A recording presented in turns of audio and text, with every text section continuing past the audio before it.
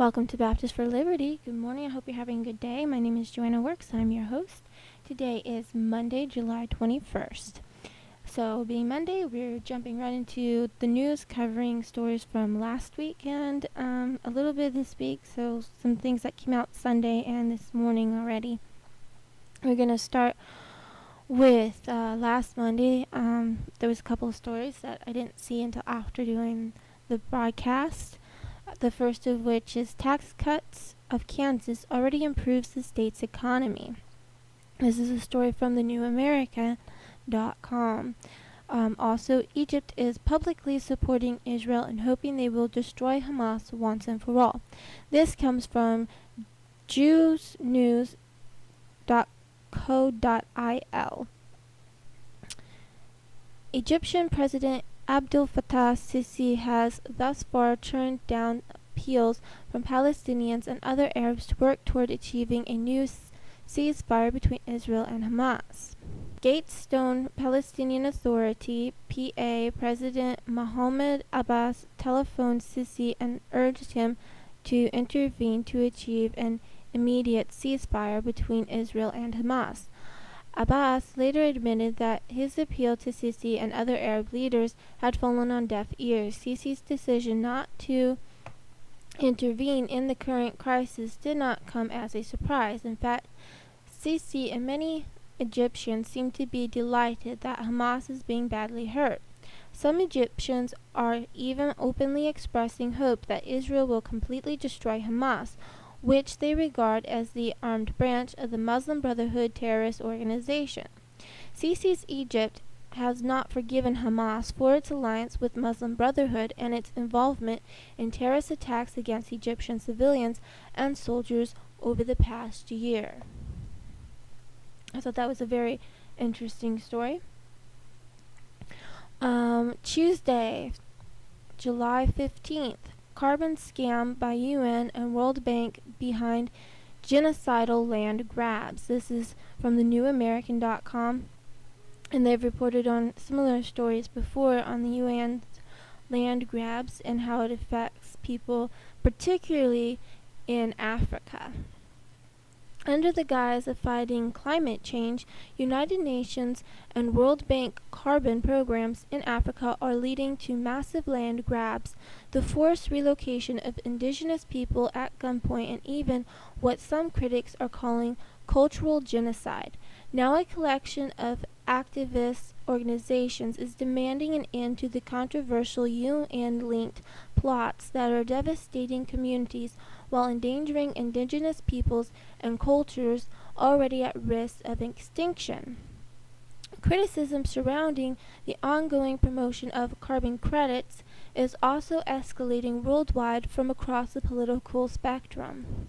It goes into more detail, a little bit of history on this, but I'm going to scroll down to some closing thoughts on this.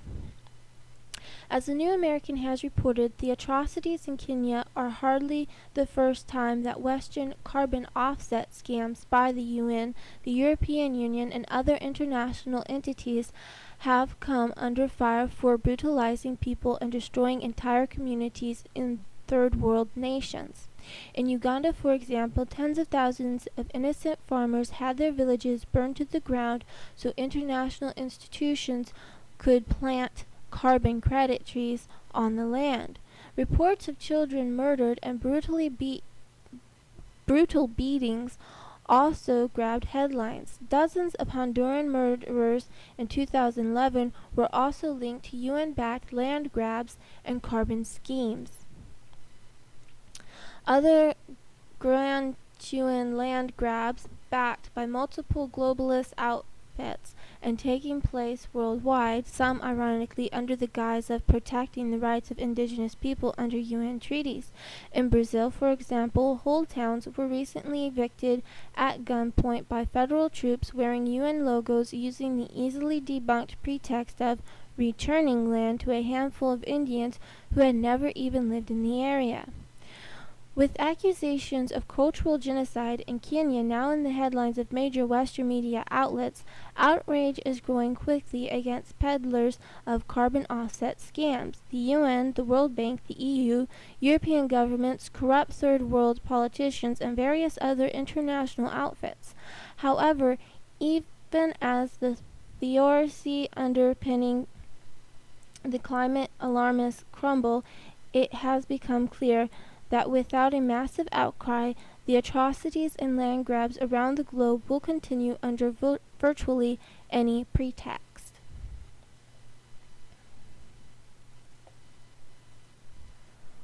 Let's see, we also have a bomb seemingly misses its mark in Ukraine and 11 more civilians die. This was from Vice News. They've continued their coverage consistently in the Ukraine. Early on Tuesday morning, gigantic explosions awoke residents in Snizhny, a small city in eastern Ukraine, as bombs falling from the sky ripped through brickwork and gouged large craters. Multiple buildings in the town center were hit, including the tax administration building and several apartment blocks, when a fighter jet fired at least 6 heavyweight rockets in the area, killing at least 11. Both sides in the conflict appeared to blame each other for the attack.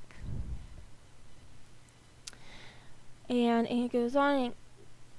They interviewed a few civilians in the area. It has pictures of the damage done to the residential blocks. We have a similar story here. It's, the Russian perspective of it, of course, from Russian TV or RT.com. And, that was posted the following day, so I'll get to that in just a little bit. Breaking news, this is actually a little older, but this was Hamas fires rockets on Israel after Egyptian truce. And this is from virtualjerusalem.com. And again, this was posted on Tuesday. Sirens are sounding again at 10:36 a.m. throughout the Eshkol region after a volley of rockets fired less than 1 hour after Israel's Security Cabinet agreed to a ceasefire mediated by Egypt landed in open areas.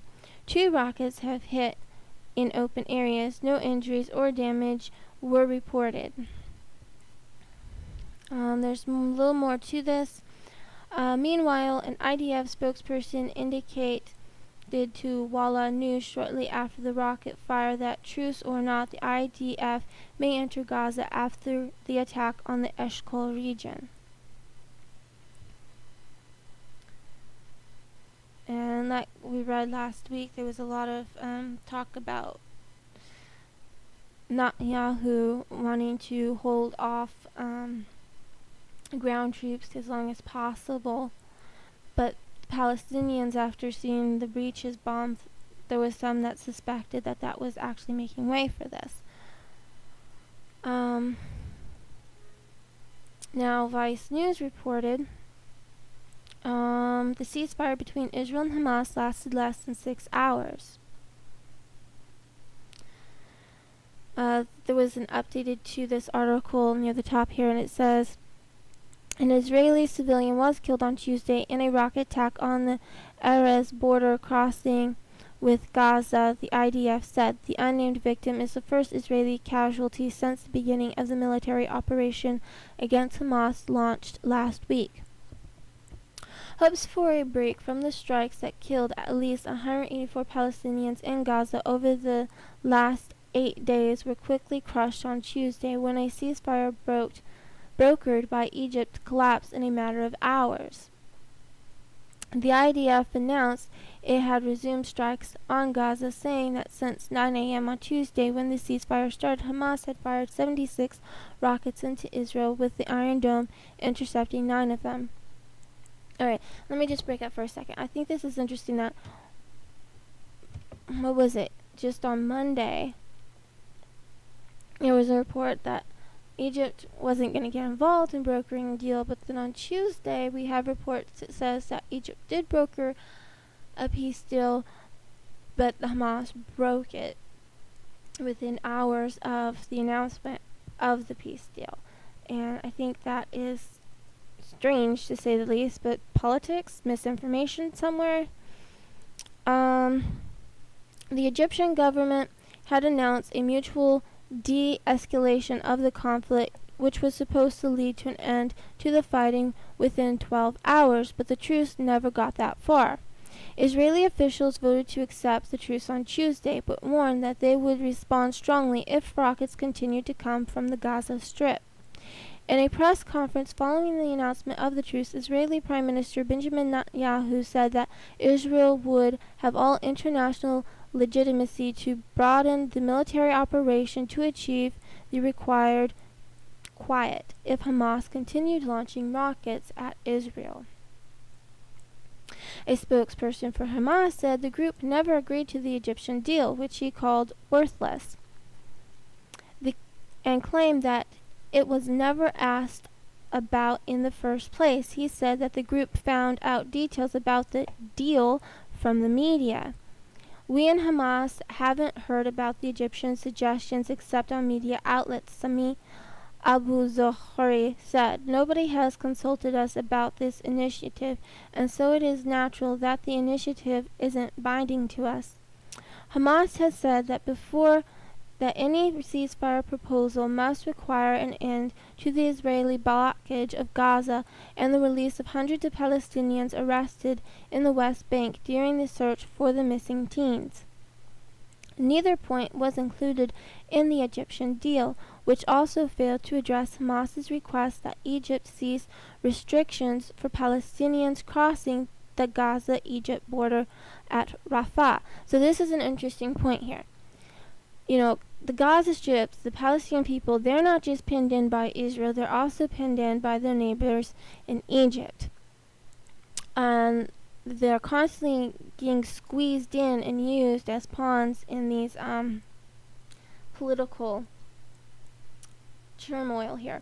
And so Hamas's demands isn't just on Israel but also in Egypt in relaxing the border to allow the Palestinian people into Egypt.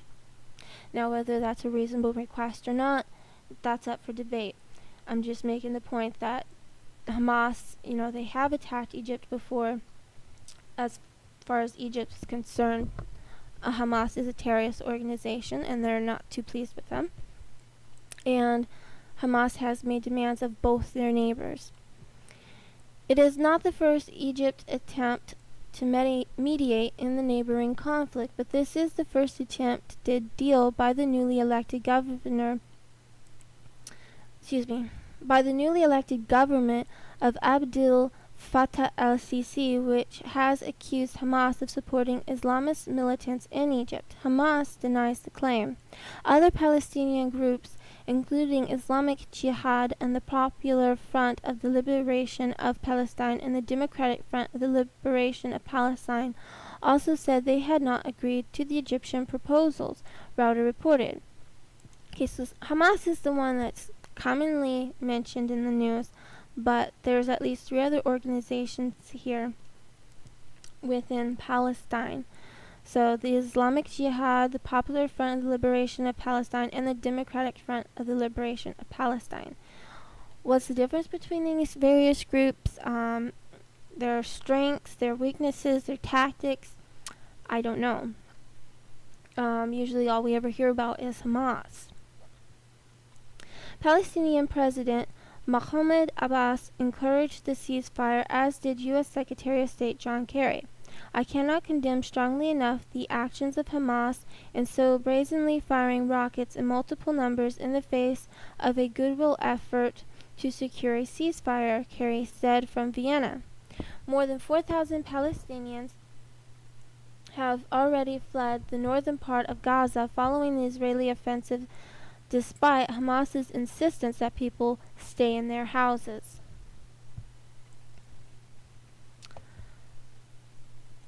So Hamas, they want the civilians' casualties to go up. So they keep telling the citizens, stay in your house, stay in your house. And a lot of them, thankfully, are smart enough not to listen to that. Unfortunately, there still has been quite a few civilian casualties. Alright, so we're going to move on to Wednesday, July 16th. And safe haven Ukrainian refugees flee to Russia from civil war horrors. Now this is the news clip, the video clip that I mentioned from Russian TV. And mostly it focuses on the refugee camp in Russia, but it does mention the bombings that Vice News covered in the Ukraine. And that is a video clip, so the link that we're going to post is the YouTube video. And by the way, excuse me, I'm very sorry, I forgot to put all of the links up on our webpage last week. There's still a few more that I need to put up there. So today when I get done broadcasting this and then posting these new batch of links, I'll try to get all the other links that I forgot to get in last week. Oh, excuse me. Alright, our next story, Memphis creates task force to arrest, fine Uber and Lyft drivers. This is from Ben Swan. So Memphis, Tennessee, the police force, they have created a task force just to arrest these people for this business that's considered illegal. The popular rideshare companies Uber and Lyft have been forced to do battle for the right to do business against overzealous bureaucrats and antiquated livery regulations in cities, counties, and states across the U.S. A recent dust-up with Virginia regulators ended in victory as the state backed off its cease and desist order against the innovative startups. Rideshare services have quickly become an excellent source of part-time employment for people struggling to find jobs and may be reducing drunk driving fatalities, both of which, it would seem, help politicians meet policy goals. However, WREG-TV is reporting that Memphis city officials responding to complaints by local taxi drivers are focusing their energies on enforcing out-of-date livery regulations that were designed long before the innovative technology behind Uber and Lyft existed, rather than trimming regulations to fit with modern business models. The city of Memphis has issued a cease and desist order against the rideshare companies, which Uber and Lyft intend to defy. However, in order to add teeth to the city's threats, a police task force has reportedly been created to find and arrest the company's drivers. It goes in a little bit, but I'm just going to scroll down to the wrap-up on this. WREG-TV spoke to a local Uber and Lyft driver named VJ about the issue, who said she would defy the cease and desist order. The letter went to Uber and Lyft, not to us, so as far as I'm concerned, Memphis hasn't told me personally anything. She also indicated that Uber is encouraging drivers to continue working despite the ban. The only communication I've had is from Uber, and they say we've got your back. They say they've been in this rodeo before. If police impound my car or ticket me, I know I'm covered. This is a very defiant attitude, but nevertheless, this is somebody fighting for their livelihood. There's a few pros and cons about that, but this, I think, is an interesting story. I mean, here people are struggling to work, and a lot of local as well as state and federal regulations makes it hard for people to find work. And you push people in the corner, they're going to end up doing illegal work. And I guess we should just be glad that at least they're not going to black market work. Anyway, millennials aren't more democratic, they're just less Republican. This is from Reason.com. Reason usually focuses more on economics and business things, but occasionally, those things have to touch the political realm. And this is one of those. Reason Group has a new survey and report out on millennials. Find the report here, and so they have another link. Remarkably, given recent voting trends, millennials are slightly less likely, 43%, to identify as Democratic than Americans over 30, which is 49%. Only 23% of millennials identify as Republican, half as likely as Americans 30 and up, which is 40%. Instead, millennials are 3 times as likely, 34%, as older Americans, 11%, to identify as independent. And I know this gets really confusing because they're constantly going from this age group to this age group and how many percentage they are to vote this way or that way. But if you go to the link, they have a couple different graphs and charts to show you what they mean. And one in particular that I thought was more interesting was party identification, and it breaks it up into Caucasians, African Americans, Hispanics, and Asians. In the Caucasian group, 29% identify themselves as Democrat, 32% as independent, and 38% Republican.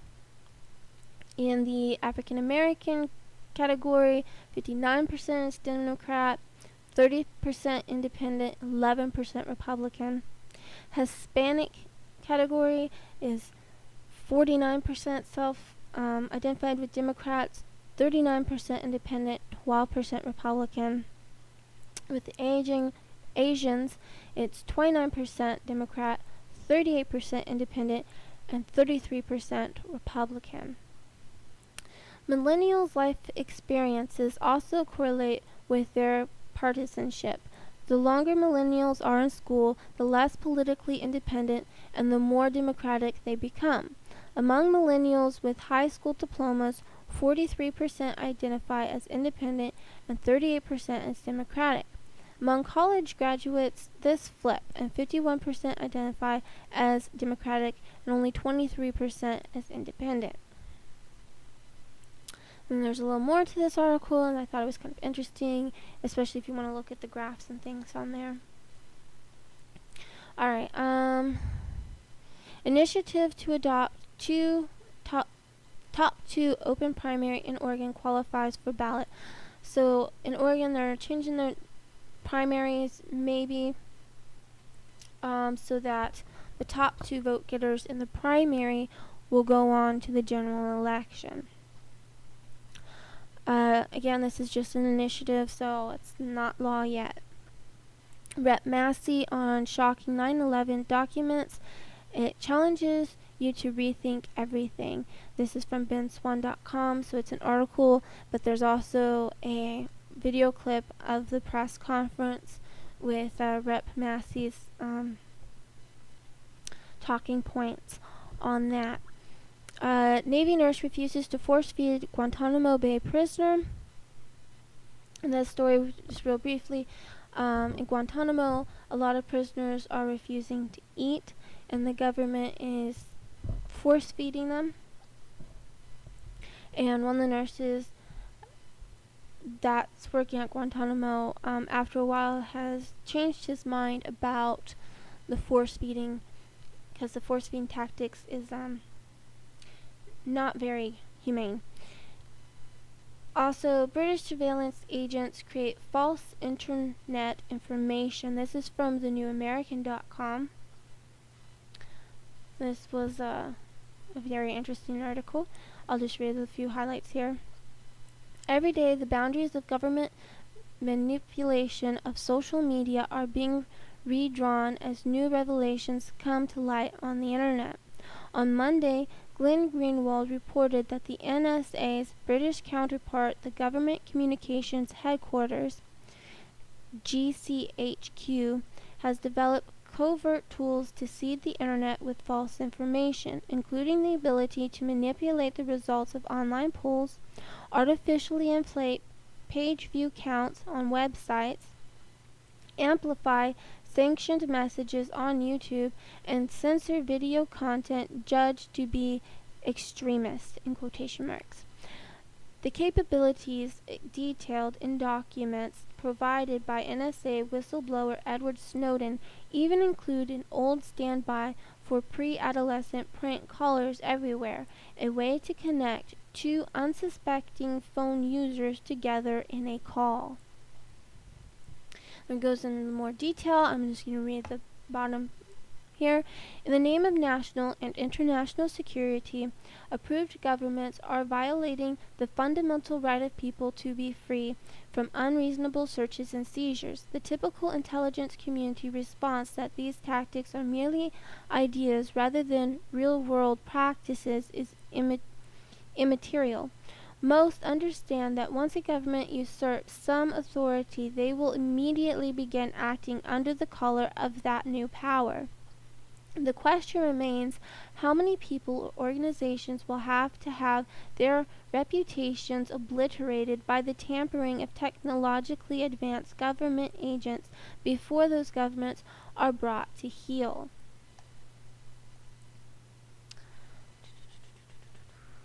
Also, from Vice News is Damned Forever. This is about a group of indigenous people in Panama who are likely to be wiped out once dam work in Panama is completed. It's a video, and I think also they have a short article describing the video along with that.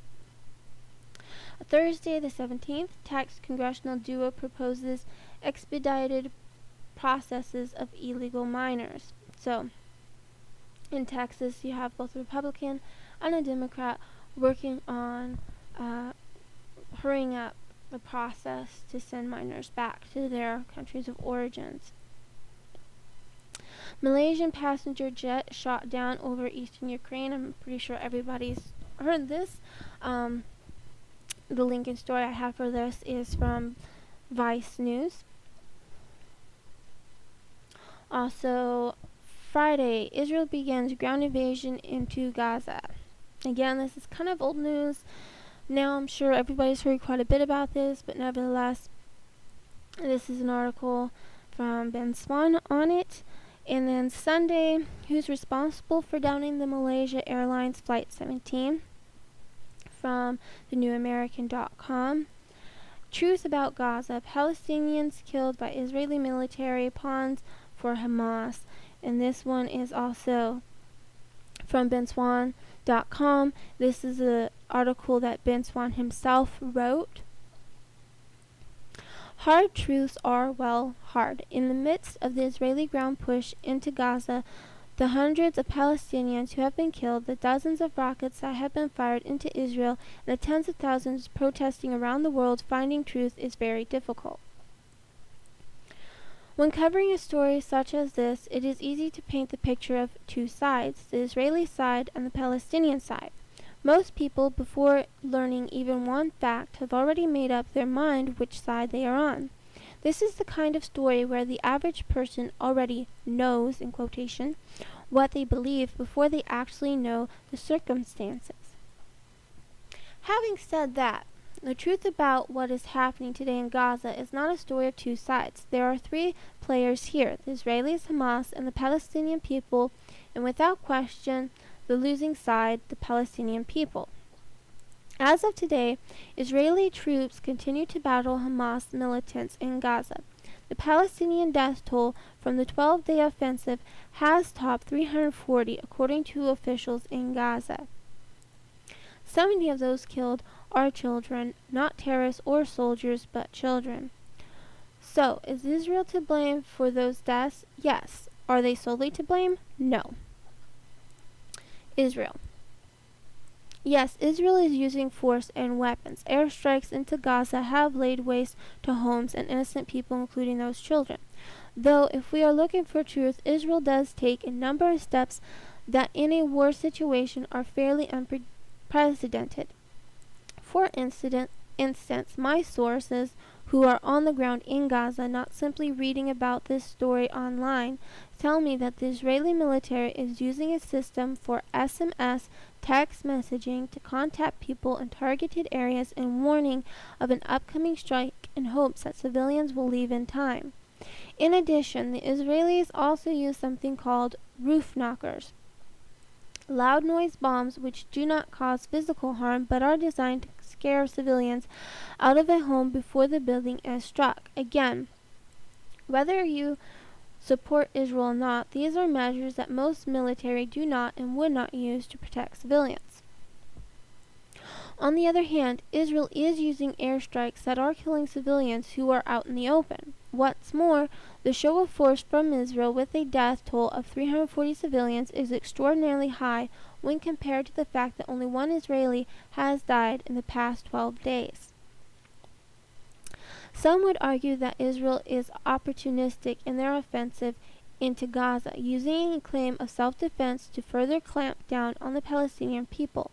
For instance, because the Israeli military has held a blockade on Gaza since 2007, they have severely limited necessary goods from reaching the Palestinian people, such as food, water, electricity, gas, construction materials, and other necessities. To be clear, the stated purpose for the blockade is to prevent military weapons and mortars from reaching Hamas. The blockade, however, has a political purpose as well. The idea is to weaken Hamas politically and erode support among the Palestinian people when food and necessary items are scarce.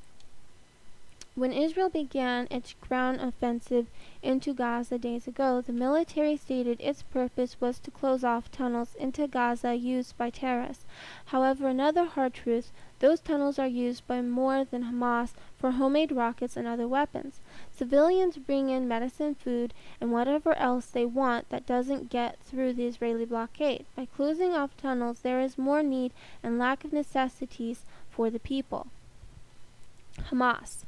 Meanwhile, Hamas continues to fire rockets into open spaces in Israel. Is this a provocation for war? Yes, but the death toll on the Israeli side is incredibly low. In fact, since this latest battle has begun, as I mentioned above, only one Israeli civilian has died. Is Hamas incapable of harming Israelis? No. Sources again tell me that Hamas is playing a political game and wants to see the death tolls among Palestinians as high as possible for international sympathy, aid, and support. These sources work on the ground to protect the Palestinians from abuses by the Israeli government and abuse by Hamas. They tell me that Hamas does not care for the Palestinian people and sees them as the means to an end. The deaths of innocent people is what Hamas is hoping for. Therefore, I am told that when the roof knockers are fired over homes, that at times civilians and families are kept inside, held at gunpoint. These civilians are literally prevented from leaving the building in hopes that they are killed by an airstrike. The higher the number of civilian casualties, the better for Hamas. Just as Israel uses its relationship with the United States to draw in over $3.1 billion a year in foreign aid, Hamas garners international sympathy to collect billions in aid as well. From 2000 to 2009, the international community committed over $7 billion to Gaza for humanitarian aid. The Palestinian people came in second only to the Sudanese, who garnered over $8 billion in aid. But apples to apples comparison in terms of per capita basis, the Palestinian Arabs received about 9 times as much aid as the Sudanese do, and of course far more aid per capita than any other people on the planet. On the other hand, they receive far less from the United States than Israel. From fiscal year 2008 to 2013, annual U.S. bilateral assistance to the West Bank and Gaza Strip has averaged over $600 million, a far cry from the $3 billion sent to Israel annually. In addition, some experts believe that Hamas is using this situation to create political pressure on Egypt to open up the only land crossing for aid that Israel does not control. There's only one major supply route to Gaza that isn't a tunnel or Israeli controlled, the Rafah crossing into Egypt. Currently, Egypt heavily restricts the flow of people and goods in and out of the crossing.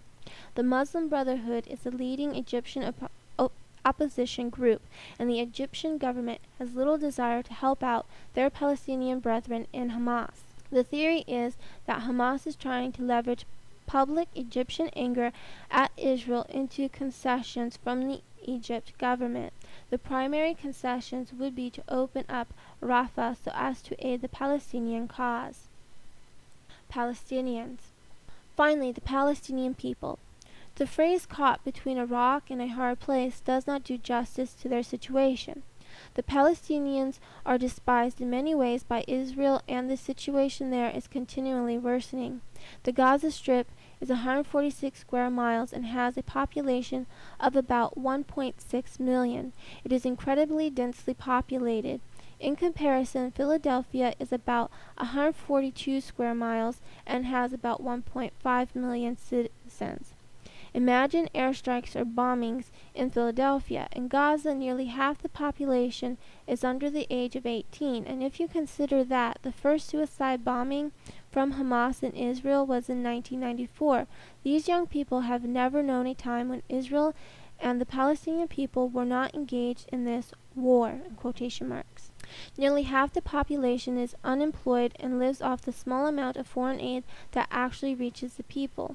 The Palestinians live under oppression and attack from Israel. In an ongoing study of violence between Israel and Gaza, the Jerusalem Fund, a nonprofit in Washington, D.C., has cataloged ceasefire violations on either side. The principal finding is as follows. Palestinian launches have been rare and sporadic and occurred almost always after successive instances of Israeli ceasefire violations. The numbers show that Israel actually violates ceasefires more often than Gaza. As for the Palestinians, they also live under oppression and opportunism from Hamas. These people, fathers and mothers, sons and daughters, are treated as pawns in this game. They are taught to hate their oppressors, in quotation marks, in Israel, while being sacrificed by Hamas for sympathy and international funding. Ultimately, the question is not who wins in this latest battle in Gaza. The hard truth is that since 1994, one group has consistently lost in a rigged game. For those who believe that Israel has a right to self-defense, in the midst of your anger toward those who would attack Israel, you should weep for those who are being killed as pawns in this game. For those who believe that Israel is in the wrong, you should be equally outraged at Hamas's abuse of the Palestinian people, who are being robbed of their lives, their children, and watching their families torn apart simply to derive international sympathy. There is no more stark of an example where humanity should be greater than politics. Alright, and I am already out of time, and there's just a couple more stories here. Just one more. Deadliest day yet in Gaza. 100 Palestinians, 13 Israeli soldiers killed, so the death toll has risen since the article that we just read. And this post is also from benswan.com. And that closes out our news, and I'm sure there's a ton of other stories going on. I'll try to find them and stay on top of things as best I can as the week goes on. For now, we're going to turn to our scripture reading today, Proverbs chapter 21. This king's heart is in the hand of the Lord, as the rivers of water, he turneth it whithersoever he will. Every way of a man is right in his own eyes, but the Lord pondereth the hearts. To do justice and judgment is more acceptable to the Lord than sacrifice. A high look and a proud heart, and the plowing of the wicked is sin. The thoughts of the diligent tend only to plenteousness, but of every one that is hasty only to want. The getting of treasures by a lying tongue is a vanity tossed to and fro of them that seek death. The robbery of the wicked shall destroy them, because they refuse to do judgment. The way of man is froward and strange, but as for the pure, his work is right. It is better to dwell in a corner of the housetop than with a brawling woman in a wide house. The soul of the wicked desireth evil, his neighbor findeth no favor in his eyes. When the scorner is punished, the simple is made wise, and when the wise is instructed, he receiveth knowledge. The righteous man wisely considereth the house of the wicked, but God overthroweth the wicked for their wickedness. Whoso stoppeth his ears at the cry of the poor, he also shall cry himself, but shall not be heard. A gift in secret pacifieth anger, and a reward in the bosom strong wrath. It is joy to the just to do judgment, but destruction shall be to the workers of iniquity. The man that wandereth out of the way of understanding shall remain in the congregation of the dead. He that loveth pleasure shall be a poor man, he that loveth wine and oil shall not be rich. The wicked shall be a ransom for the righteous, and the transgressor for the upright. It is better to dwell in the wilderness than with a contentious and an angry woman. There is treasure to be desired, and oil in the dwelling of the wise, but a foolish man spendeth it up. He that followeth after righteousness and mercy findeth life, righteousness, and honor. A wise man scaleth the city of the mighty, and casteth down the strength of the confidence thereof. Whoso keepeth his mouth and his tongue keepeth his soul from troubles. Proud and haughty scorner is his name, who dealeth in proud wrath. The desire of the slothful killeth him, for his hands refuse to labor. He coveteth greedily all the day long, but the righteous giveth and spareth not. The sacrifice of the wicked is abomination, how much more when he bringeth it with a wicked mind? A false witness shall perish, but the man that heareth speaketh constantly. A wicked man hardeneth his face, but as for the upright he directeth his way. There is no wisdom, nor understanding, nor counsel against the Lord. The horse is prepared against the day of battle, but safety is of the Lord.